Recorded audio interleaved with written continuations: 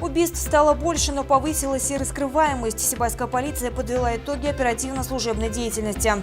Сделать селфи на избирательном участке и выиграть приз. О том, как еще будут повышать явку на выборы, в материале корреспондентов СТВ. Глобальное потепление – реальная проблема или надуманный миф? Мнением горожан интересовался Ренат Музафаров. А теперь об этом и другом более подробно. В эфире выпуск новостей, в студии Лиана Кириллова. Здравствуйте. По итогам 2017 года в Сибае отмечен рост убийств, причинение тяжкого вреда здоровью, разбойных нападений. В то же время раскрываемость всех этих видов преступлений составила 100%. Эти и другие цифры были отмечены на заседании, которое состоялось в полиции на днях и было посвящено результатам оперативно-служебной деятельности за минувший год. Участие в заседании, посвященном итогам деятельности отдела МВД России по городу Сибай в 2017 году, помимо личного состава, приняли представители прокуратуры, суда, Следственного комитета, Общественного совета отдела, Совета ветеранов полиции, а также руководство города. В числе приглашенных ведомственных лиц оказался заместитель министра внутренних дел республики, начальник полиции Башкортостана Андрей Демидов. Работа отдела в целом оценена положительно по итогам года, но те узкие моменты и те недостатки, которые есть в работе отдела, мы рассмотрим во второй части нашего совещания. Более подробно обсудим, поставим задачи, которые необходимо нам будет решать в этом году. Оценим работу отдельных подразделений, как они сработали. Подведем итоги. С докладом о результатах оперативно-служебной деятельности отдела МВД России по городу Сибай в 2017 году выступил начальник ведомства Константин Котелевский, который отметил, что по итогам ноября минувшего года наш отдел, согласно внутренним критериям, находился на 50-м месте среди 63 отделов МВД по Республике Башкортостан. Подводя итоги работы отдела за 2017 год, следует отметить рост убийств на 200%, 12+8%. Причинение тяжкого вреда здоровью на 46,2%, 19+6%. В то же время следует отметить, раскрываемость обоих видов преступлений составляет 100%. Увеличилось число разбойных нападений 28,6%, 9+2%. Раскрываемость составила 100%. Общеуголовных мошенничеств на 16,3%, 8+4%. Их раскрываемость составила 16,3%, аналогичный период прошлого года 11%. К числу наиболее значимых проблем на сегодняшний день относится обеспечение порядка и предупреждение преступности в общественных местах. В 2017 году из всех совершенных в общественных местах преступлений почти 73% приходятся на улицы города. Один из возможных путей решения проблемы – установка камер видеонаблюдения. Подобный опыт у нас уже был. В нынешнем году этому вопросу будет уделено особое внимание в рамках программы «Безопасный город». В целом ежедневная оперативная и профилактическая работа позволяет удерживать криминогенную ситуацию в городе под контролем. За это хочется выразить благодарность. Одним из главных задач остается обеспечение охраны общественного порядка на улицах города. В отчетном периоде отмечен рост преступлений, совершенных в общественных местах. Надо, чтобы все-таки горожане себя чувствовали безопасно в городе не только днем, но и ночью. Как отметил глава администрации города, комплекс угроз в последние годы значительно расширился. Помимо терроризма, тревогу вызывает распространение незаконного оборота наркотиков посредством интернета. По итогам минувшего года идет рост выявленных преступлений в этой сфере. Для более плодотворной и эффективной работы необходимо действовать всем сообща, повышать уровень доверия населения к полиции. В свою очередь, органы исполнительной власти всегда готовы поддержать правоохранителей в этой и другой работе. Своеобразную оценку деятельности отдела МВД России по городу Сибай дали и присутствовавшие на заседании коллеги из других структур – прокуратуры, Следственного комитета, суда. По сравнению с 2016 годом наметилась позитивная тенденция. Так, в 2016 году Сибайским городским судом было возвращено 2 уголовных дела. В 2017 году эта цифра составила 2 дела. В 2016 году был вынесен 1 оправдательный приговор. В 2017 году оправдательных приговоров Сибайским городским судом не выносилось. Что касается дознания по линии работы мировых судей, то цифры следующие. Значит, в 2016 году возврат 3 уголовных дела, в 2017 году 2 уголовных дела. Оправдательных приговоров в 2016 и 2017 году не было. На данный момент в производстве городского суда имеются 3 уголовных дела, обвиняемые по которым находятся в розыске уже несколько лет. Вячеслав Чернов обратился к сотрудникам полиции с просьбой уделить особое внимание указанной категории дел, поскольку своевременное рассмотрение является приоритетной задачей уголовного судопроизводства. Резюмируя доклады всех выступивших, заместитель министра, начальник полиции МВД Башкортостана Андрей Демидов отметил, что в Сибае организовано хорошее взаимодействие между всеми правоохранительными структурами. Такое наблюдается не в каждом районе. А значит, есть все составляющие для успешной деятельности и улучшения оперативной обстановки в городе. Лена Кириллова, Радмир Исенгулов, Любовь Карпова, телекомпания СТВ.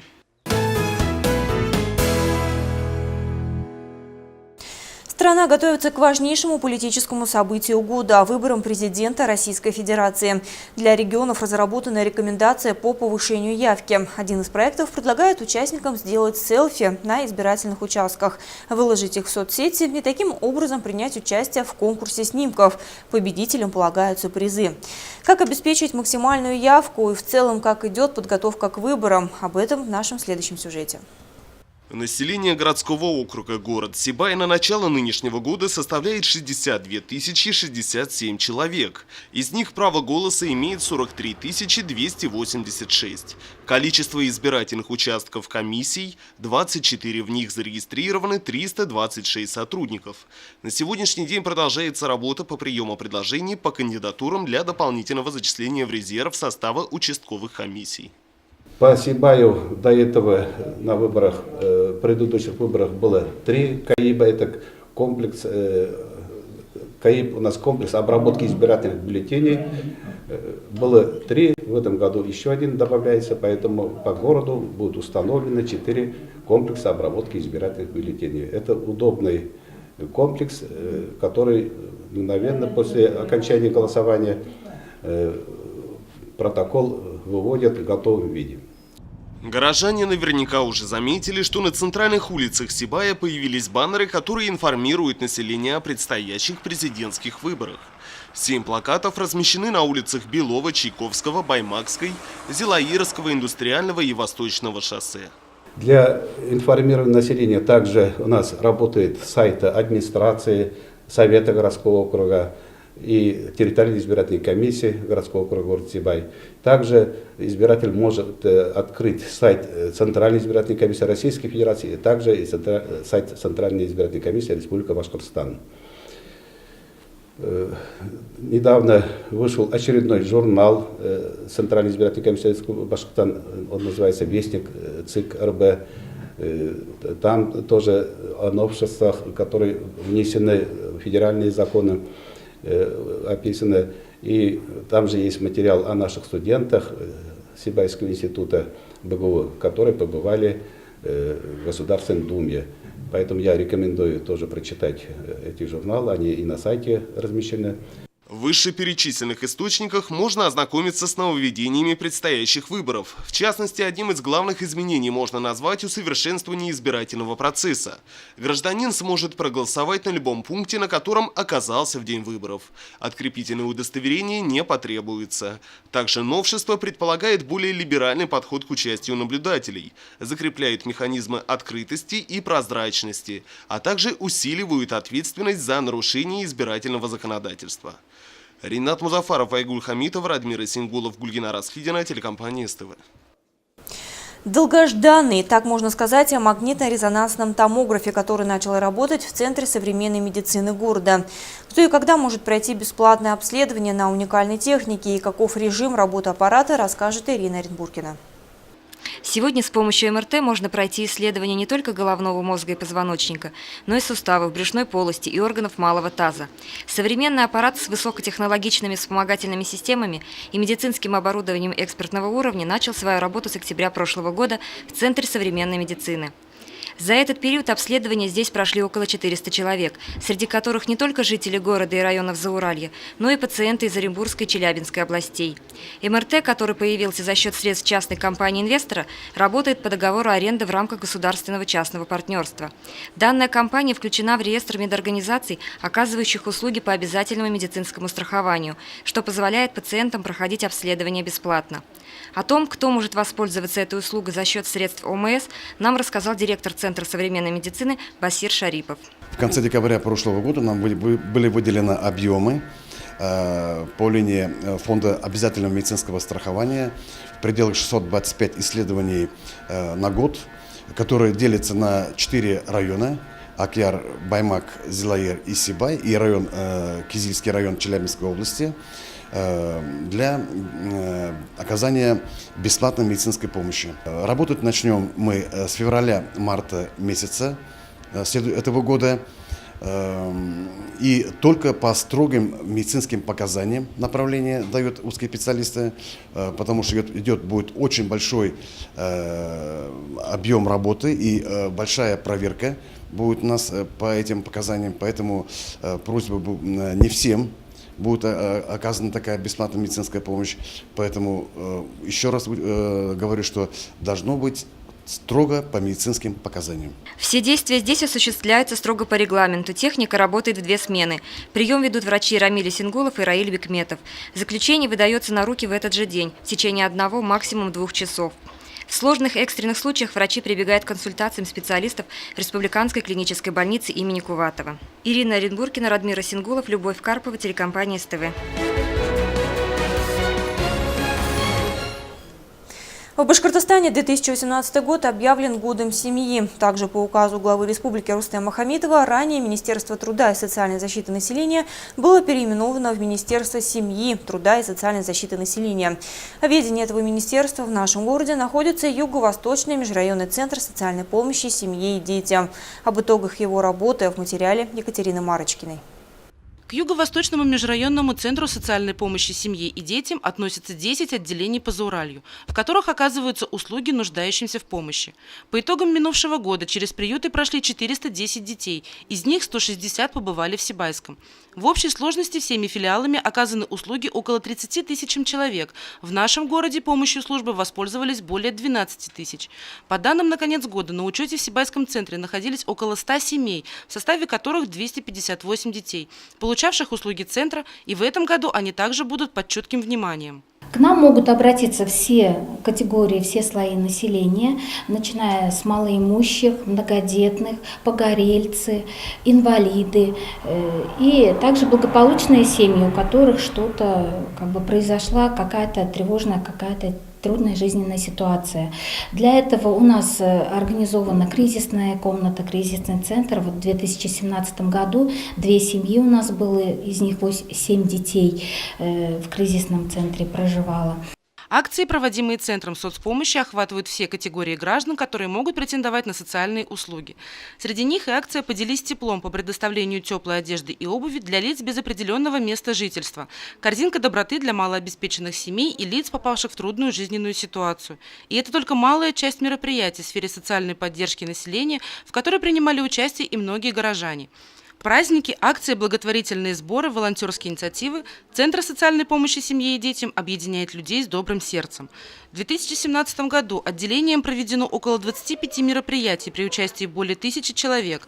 Это благотворительные концерты, акции для детей «Хочу на бал», «Помоги собраться в школу», участие во Всероссийском экологическом субботнике и много других позитивных событий для людей, испытывающих трудности. Хотелось бы подчеркнуть важность работы с благополучными, социально защищенными семьями, каковых большинство. По данным последней переписи населения, в Башкортостане насчитывается 552 тысячи семей, из которых всего лишь 6,5 тысяч пользуются какой-либо помощью от государства. То есть практически все самостоятельно благополучные семьи остаются без нашего внимания. А ведь проблемы в любой семье и у нас возникают во всех семьях. Любой семье нужна помощь. И наша задача отрегулировать эту работу в виде разработки нормативно-правовых актов, разработать механизмы, алгоритмы на местах, именно межведомственного взаимодействия, потому что иногда только сообща можно решить какую-либо проблему. Что касается одиноких пожилых людей и также категории одиноких граждан с особыми потребностями. Им Центр на сегодняшний день помогает обрести семью путем приема заявок от претендентов, желающих взять опеку. В Центр соцпомощи граждане, испытывающие трудности, могут обратиться за услугами парикмахера, швеи, юриста и банка вещей. С добавлением одного слова в наименовании министерства грядет расширение обязанностей в поддержке социально незащищенных слоев населения. И положительные результаты уже дают о себе знать. Екатерина Марочкина, Радмир Сингулов, Гульгина Раскильдина, телекомпания СТВ. И последнее. Среднесуточная температура, установившаяся в районе Башкирского Зауралья, достигла отметки в минус 20 градусов. По сведениям синоптиков, температура воздуха в ближайшие дни будет оставаться морозной. И тем не менее повышаться, вопреки традиции крещенских заморозков, накануне одного из важнейших христианских праздников. В проблеме глобального потепления разбирался Ренат Музафаров. Проблема глобального потепления, рассматривающаяся как следствие неумеренных техногенных аппетитов человечества, известна мировой общественности довольно давно и продолжает муссироваться в средствах массовой информации. Безотчетная тревога, буквально повисшая в воздухе, приобрела настолько обыденные черты, что потеряла злободневность в глазах рядового обывателя. Изменение климата носит плавный размеренный характер и будто бы не доставляет серьезного дискомфорта. Между тем перемены из года в год становятся все более явными. Так, директор Гидрометцентра Российской Федерации Роман Вильфанд в одном из недавних выступлений сообщил о том, что 2017 год стал самым теплым в истории России и побил уже имеющийся рекорд 2016 года. А в перспективе на следующие 25 лет, по мнению международной группы ученых Постдамского института изучения климатических изменений, такие следствия, как разливы рек, повышение уровня воды в мировых водоемах и общее увеличение количества осадков превратятся в реальную угрозу жизни десятков миллионов человек по всему миру. Наша съемочная группа решила провести свое социологическое исследование, дабы установить отношение рядового обывателя к существующей проблеме. Отношусь серьезно, потому что это может повлиять на наводнение, на климатические условия, изменения, все это. Ну, это катастрофу может привести. Да я не замечаю. Из года в год. Просто то холодно, то тепло и все. Уже заметно. Сейчас везде отепление идет. Ночью даст 5 градусов холода, а днем уже капает. По-моему, нет никакого глобального потепления. А из года в год не замечаете никогда? Да нет, я думаю, это периодами. То есть... Я думаю, периодами каждые 12 лет оно меняется, а потом снова свое место становится. Я думаю, что природа сама себя восстанавливает. Конечно, грозит, заводы работают, также все это пробивает озоновый слой, как бы уходит ультрафиолет, пробивается, более тепло становится, ставят ледники в конце концов. Ну, это, конечно, важная часть. А какие меры надо предпринять? Ну, это, как бы сказать, как урезать работу заводов, выбросы в атмосферу также. Проверки проверять на заводах, чтобы все менялось, меньше выброса было вредных веществ. Для меня никакой проблемы нет. Ну, думаю, что серьезно, наверное, раз ученые говорят. Вроде не наблюдалось мне, не ощущал такого. И, конечно, есть, но вот она влияет на человека, наверное, у кого-то давление повышается, там, экология, наверное, кожные болезни больше возникают, наверное, вот так. И, иногда как-то на человека, молодое поколение, по-моему, уже болеет, внутричерепное давление, все это влияет, экология. На 1 градус это повысился, да, ведь? Немножко лед, конечно, там растаял в Антарктике, там Арктике. Я далек от этой жизни. Потепление есть, прослеживается, климат поменялся. Действительно же, да? Может сейчас катаклизм, кто ее знает.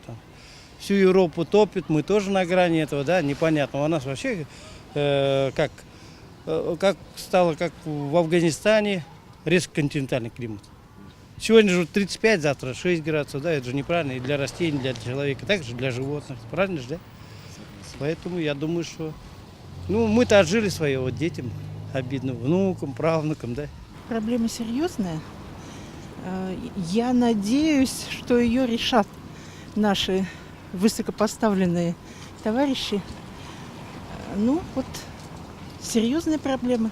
Решать ее надо, но я надеюсь, что ее решат. Отдельные респонденты считают проблему откровенно надуманной, плохо отдают себе отчет в неизбежных последствиях техногенного изменения климата, а некоторые и вовсе рассматривают перспективу повышения среднегодовой температуры в позитивном ключе. Между тем, как комментируют специалисты, даже несмотря на значительное сокращение выбросов парниковых газов в атмосферу, в ближайшие 20-30 лет температура на Земле будет продолжать расти. Связанные с этим изменения в характере и распределения количества осадков могут привести к увеличению риска паводков во всем мире. Выбранный временной промежуток в четверть века связан с тем, что тенденцию к потеплению за это время уже не удастся изменить никакими способами. Исследователи призвали международное сообщество уделить больше внимания проблемам изменения климата и сохранения окружающей среды и начать искать решения уже сегодня, дабы отрезок в 25 лет не превратился в век нового ветхозаветного потопа. Ринат Музафаров, Али Кадыров, Любовь Карпова, телекомпания СТВ. И это вся информация на сегодня. Впереди выпуск детских новостей на башкирском языке. Оставайтесь с нами.